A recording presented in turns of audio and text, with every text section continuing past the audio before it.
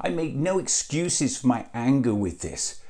It's a make or break moment for parliamentary democracy. Where the hell is UK media?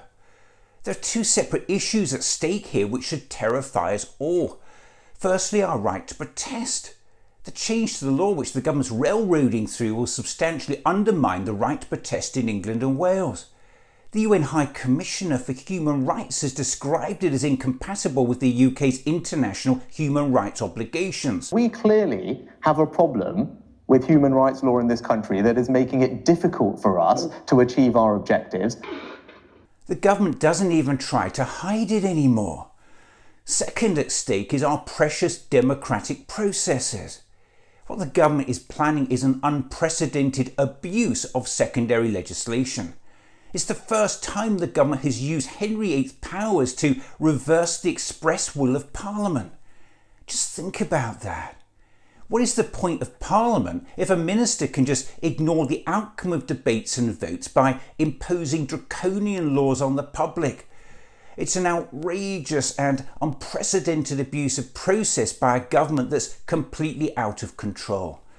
A government that's already shown itself willing to lie to the public and break the law whenever it suits its own agenda. And if it's allowed to get away with this, they'll set a precedent that the government can just reverse Parliament's decisions by using secondary legislation. That's why this really is a make or break moment for parliamentary democracy. Where is the outrage? Now, Labour have tabled a non-fatal motion of regret, which if passed does no more than express the view of the Lords as opposing the measures, but it won't actually do anything to stop them becoming law. So what's the point of that? Against that, the Green Party's Baroness Jones has tabled a fatal motion, which would actually block the measures from passing. See the difference? All opposition parties must stand together and get behind the fatal motion tabled by Baroness Jones, because without that support the motion falls.